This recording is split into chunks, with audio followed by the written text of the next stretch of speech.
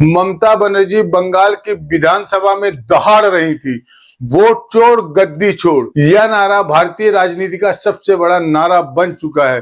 मोदी इस नारे के शोर को ना तो अपनी लफ्फाजियों से मध्यम कर पा रहे हैं और ना ही अपने आंसुओं से। वो हंसते भी हैं तो लोग नौटंकी समझते हैं और रोते भी हैं तो नौटंकी। याद कीजिए संसद के मानसून सत्र के आखिरी दिन गूंजा हुआ नारा, सदन के पटल पर रख सकते हैं, इस सत्र की समाप्ति की ओर अग्रसर हैं।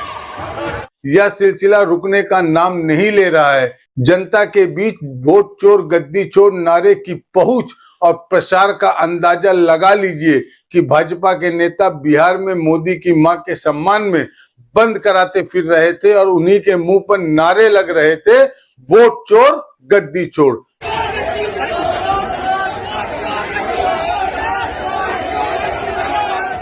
अब देखिए संसद में वोट चोर गद्दी छोड़ के नारे गूंजे तो गूंजे, समझ में आता है कांग्रेस की प्रभावी मौजूदगी थी। बिहार में वोट चोर गद्दी छोड़ के नारे गूंजे तो समझ में आता है वहां कांग्रेस और आरजेडी, सीपीआई, एमएल, वीआईपी सबकी अच्छी खासी मौजूदगी है। लेकिन बंगाल की विधानसभा में यह नारा क्यों गूंजा?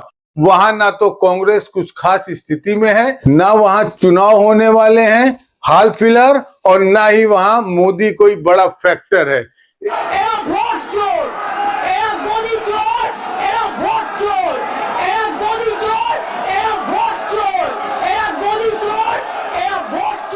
इस नारे की गूंज भारतीय राजनीति का वो सच है जिसे नरेंद्र मोदी के चेले और चाटुकार जितना खारिज करने की कोशिश करेंगे उतना ही फंसते जाएंगे। दरअसल मोदी को बचाने के चक्कर में भाजपा अपने मूल में एक लोकतंत्र विरोधी पार्टी के तौर पर चिन्हित होती जा रही है। वोट चोर, वोट चोर, वोट चोर, वोट चोर। आप सोच रहे होंगे कि पश्चिम बंगाल में क्या हुआ। दरअसल ममता बनर्जी ने देश के अलग अलग भाजपा शासित राज्यों में बंगाली प्रवासियों पर हो रहे अत्याचारों के खिलाफ प्रस्ताव पारित करने के लिए 3 दिन का एक विशेष सत्र बुलाया था, 1 सितंबर से 4 सितंबर तक। 3 सितंबर को कर्म पूजा के कारण राजकीय छुट्टी थी, इस वजह से 4 सितंबर को सत्र का आखिरी दिन था। मुख्यमंत्री ममता बनर्जी प्रस्ताव पर हुई बहस का जवाब देने के लिए खड़ी होती है, तभी विपक्षी भाजपा ने नारेबाजी शुरू कर दी। इस पर दोनों तरफ से हंगामा शुरू हो गया।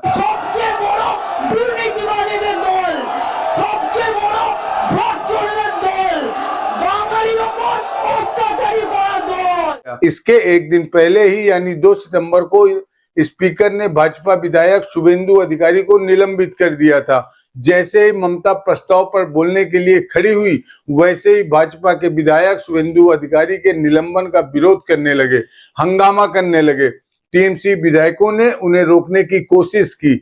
जब भाजपा के विधायक वेल तक पहुंच गए तो स्पीकर विमान बनर्जी ने अव्यवस्था फैलाने के आरोप में भाजपा के चीफ व्हिप शंकर घोष को विधानसभा से सस्पेंड कर दिया। लेकिन घोष अड़ गए कि वह विधानसभा से बाहर नहीं जाएंगे। उनके इनकार करने पर मार्शलों को बुलाया गया, लेकिन भाजपा के विधायक मार्शलों के साथ उलझ गए। नतीजा, मार्शलों को भाजपा विधायक शंकर घोष को घसीटकर सदन से बाहर निकालना पड़ा।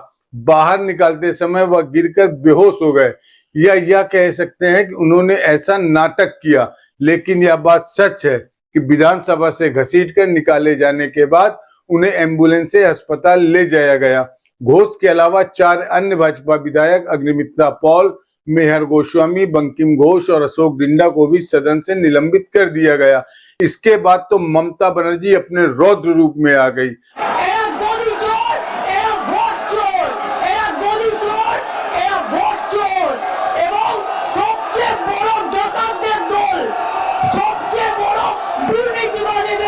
आपको बता दें कि भाजपा ने विधानसभा में बंगालियों पर हो रहे अत्याचार के खिलाफ लाए गए प्रस्ताव का विरोध किया है, क्योंकि यह सारी घटनाएं भगवा पार्टी शासित राज्यों में घट रही हैं। इस प्रस्ताव पर बोलते हुए ममता बनर्जी ने कहा कि हम हिंदी या किसी अन्य भाषा के खिलाफ हरगिज नहीं है, लेकिन भाजपा बंगाली विरोधी है। उसकी मानसिकता तानाशाह और औपनिवेशिक है। वह बंगाल को अपना उपनिवेश बनाना चाहती है। भाजपा ने विदेशी ताकतों के सामने भारत का सम्मान बेच दिया है। ममता ने कहा, केंद्र कभी अमेरिका के सामने तो कभी चीन के सामने भीख मांगता रहता है। इतना ही नहीं, ममता बनर्जी ने कहा कि भाजपा भ्रष्ट लोगों की पार्टी है। हमने संसद में देखा कि कैसे उसने हमारे सांसदों को परेशान करने के लिए CISF का इस्तेमाल किया। एक दिन ऐसा आएगा जब भाजपा का एक भी विधायक पश्चिम बंगाल की विधानसभा में नहीं बैठेगा। बस कुछ दिन इंतजार कीजिए, लोग आपको सत्ता से बाहर कर देंगे।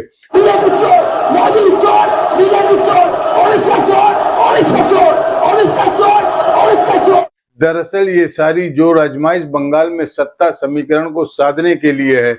बिहार का चुनाव खत्म होते ही बंगाल चुनाव का गहमा गहमी शुरू हो जाएगी। राज्य में 2026 में विधानसभा का चुनाव होना है। भाजपा 2021 में पहली बार बंगाल की विपक्षी पार्टी बनी। हालांकि दिल्ली से गए पत्रकारों ने शोर ऐसा मचाया था जैसे ममता कहीं लड़ाई में है ही नहीं, लेकिन ममता ने मोदी के रथ को 77 पर ही रोक दिया था। वहीं ऑल इंडिया तृणमूल कांग्रेस को 213 सीटें आई थी। 2016 की तुलना में 2 सीटें बढ़ गई थी। दरअसल बंगाल मोदी का नासूर है, क्योंकि अपने पूरे कार्यकाल के दौरान वो इस किले को कभी भेद नहीं पाए। अब वह 2026 में तृणमूल कांग्रेस को कांटे की टक्कर देने की कवायद में है। हालांकि भाजपा को यह भी पता है कि यह आसान नहीं है, खासकर जिस तरह से उत्तर प्रदेश, असम, हरियाणा और दूसरे भाजपा शासित राज्यों में बंगालियों को निशाना बनाया गया है। उसे लेकर बंगाल के गरीब लोगों में एक भयावह आक्रोश है। भाजपा की सरकार और प्रशासन ने ऐसी दहशत पैदा कर दी है कि गुड़गांव और नोएडा जैसे शहरों से हजारों बंगाली रातों रात बंगाल की रेलगाड़ी में बैठ गए। ऐसे में हरियाणा और दिल्ली की तरह RSS बंगाल में भी उसकी ढाल बनने की कोशिश कर रहा है। ममता के लिए यह बड़ी चुनौती है, क्योंकि भाजपा को लगता है कि अगर TMC के वोट बैंक में 4% की सेंध भी लगा दी तो वह ममता बनर्जी को सत्ता से बाहर कर सकती है। लेकिन हम फिर से कह रहे हैं कि यह बहुत मुश्किल है।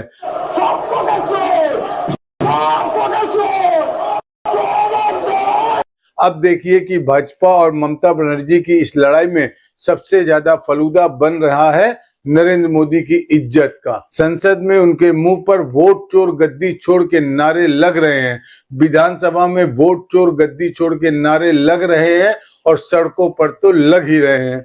बिहार में गया में मोदी मंच से भाषण दे रहे थे और नीचे वोट चोर नारे लग रहे थे। वोट चोर, वोट चोर, वोट चोर, वोट चोर, वोट चोर, वोट चोर, वोट चोर, वोट चोर, वोट चोर, वोट चोर, वोट चोर,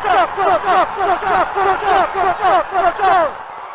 भारत के इतिहास में किसी भी प्रधानमंत्री की प्रतिष्ठा ऐसी धूमिल कभी नहीं हुई कि जनता से लेकर विधायक, सांसद, मुख्यमंत्री तक उसे चोर कह रहे हैं और प्रधानमंत्री रोते फिर रहे हैं। इस वीडियो में इतना ही, लेकिन अगर आपने एस भारत हिंदी को अब तक सब्सक्राइब नहीं किया है तो फौरन कर लीजिए। बेल आइकॉन दबाइए, घंटी जैसी आकृति लाइक कीजिए और कमेंट करके बताइए हमारा यह वीडियो आपको कैसे लगा। धन्यवाद।